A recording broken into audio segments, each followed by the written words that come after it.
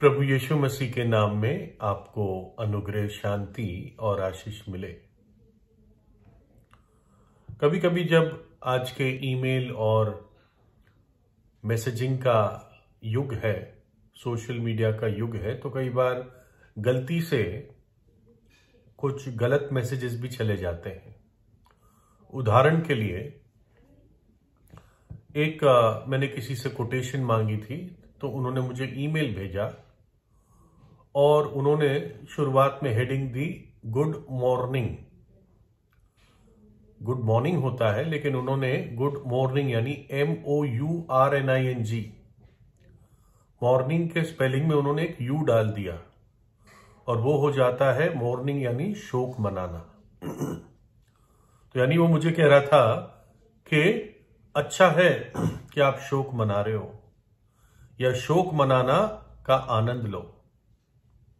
वो कहना नहीं चाह रहे थे, लेकिन अगर वो पढ़ा जाए तो अर्थ आता है कि शोक में मजा लीजिए। एक बार और मेरे से गलती हो गई थी। मैंने एक कलीग को न्यू ईयर में उनका मैसेज आया, तो मैंने भी उनको मैसेज भेजा हैप्पी न्यू ईयर का। तो हैप्पी न्यू ईयर की स्पेलिंग तो हम सब जानते हैं। मैंने गलती से ईयर के बदले वाई के बदले टी लगा दिया, हैप्पी न्यू ईयर, यानी तुम्हारे नए वर्ष पे आंसू आए, अर्थ ये निकलता। और फिर एकदम मैंने उस बात को ठीक किया। तो ऐसी गलतियां हो जाती है। तो ऐसी एक गलती एक बैंक के साथ हो गई है ना। शायद ज्यादातर बैंक अपने कस्टमर्स का इतना ध्यान नहीं रखते, लेकिन कुछ बैंक्स होते हैं, प्राइवेट बैंक्स, जो अपने कस्टमर्स और अच्छे कस्टमर्स का बड़ा ध्यान रखते हैं। तो ये जो भी कस्टमर कोई तरक्की पाता है या उनका ट्रांसफर होता है, तो अभिनंदन के रूप में फूल भेजते हैं या कोई गिफ्ट भेजते हैं। कोई इनका कस्टमर मर जाता है, परिवारजन मर जाता है, अकाउंट बंद होता है या कुछ चेंज होता है, तो उनको मालूम पड़ जाता है, तो उसमें भी फिर वो शोक में फूल भेजते हैं। दूसरे प्रकार की तरह से वो फूल भेजते हैं। कुछ जगहों में फूल भेजा जाता है। तो एक बैंक थी और बैंक का एक कॉम्पिटिटर था, मतलब एक दूसरी बैंक थी, इस बैंक का कॉम्पिटिटर, कंपटीशन करते थे। तो उन्होंने अपना जो लोकेशन थी वो बदली। तो बैंकों के साथ संबंध तो रखते ही है। तो इस बैंक ने, जिसके बारे में हम बात कर रहे हैं, उस बैंक के जो मेन पर्सन थे, चीफ थे या MD थे, उनको अभिनंदन के लिए फूल भिजवाए।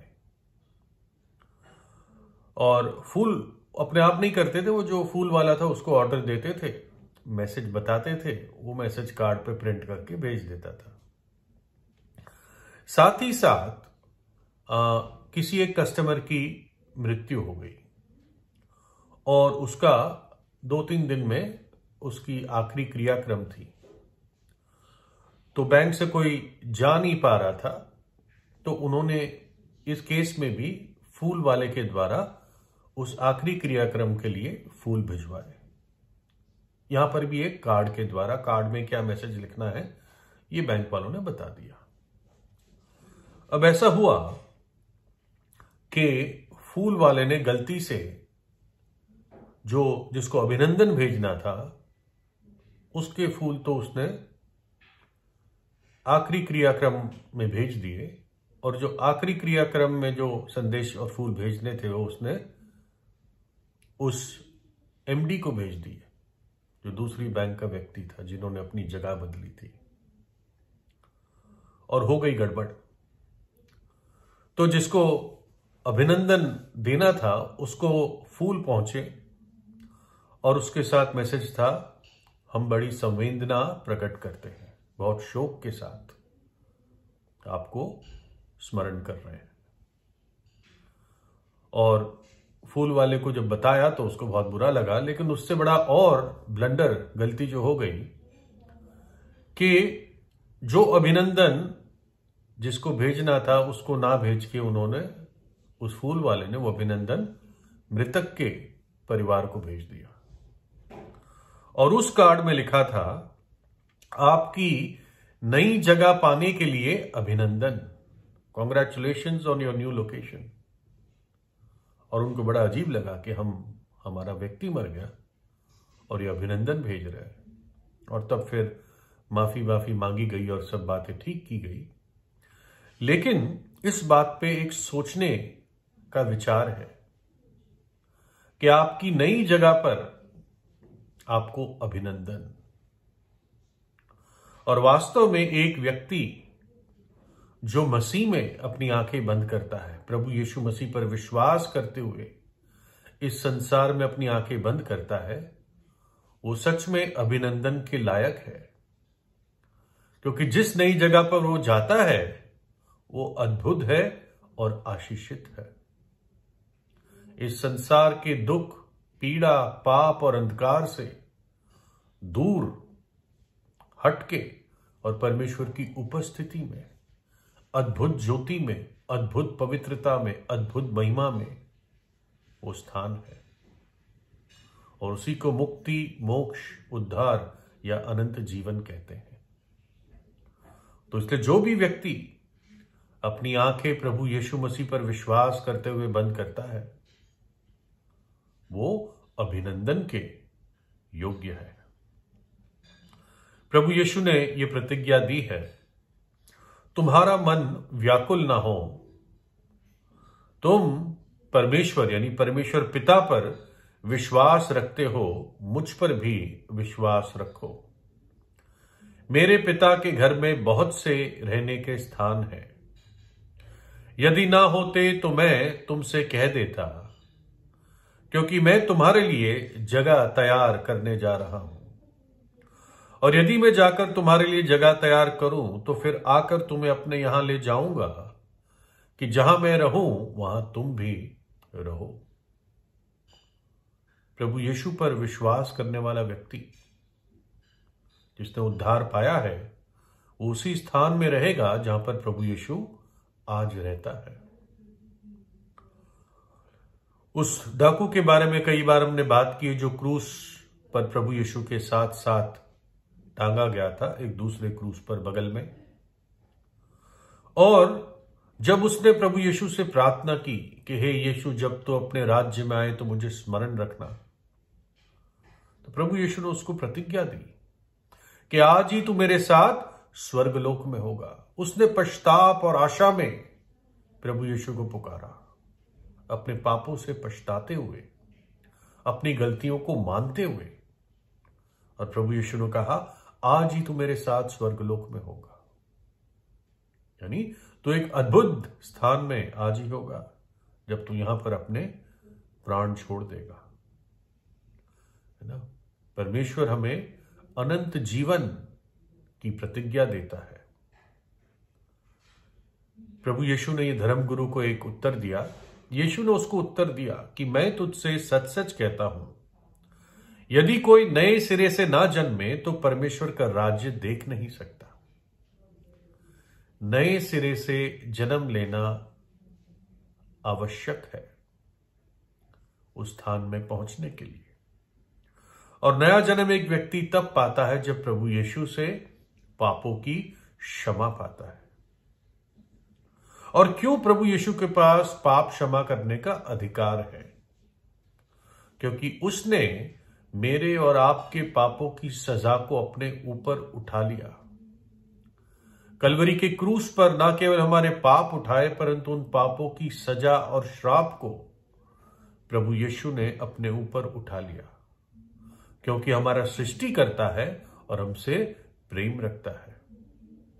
अपना पवित्र लहू उसने बहा दिया जब मनुष्य का रूप धारण करके इस जगत में आया। क्रूस पर अपना संपूर्ण लहू आखिरी बूंद तक उसने बहा दी। इसलिए जब एक व्यक्ति प्रभु यीशु पर विश्वास करता है तो वो नया जन्म पाता है। और जब वो इस पृथ्वी पर अपनी आंखें बंद करता है तो प्रभु कहता है, अपने प्रभु के आनंद में प्रवेश कर। इस नए स्थान में अब तू प्रवेश कर। जो सच्चा विश्वासी है वो वास्तव में विश्वास करने के समय ही मृत्यु से पार होकर जीवन में प्रवेश करता है।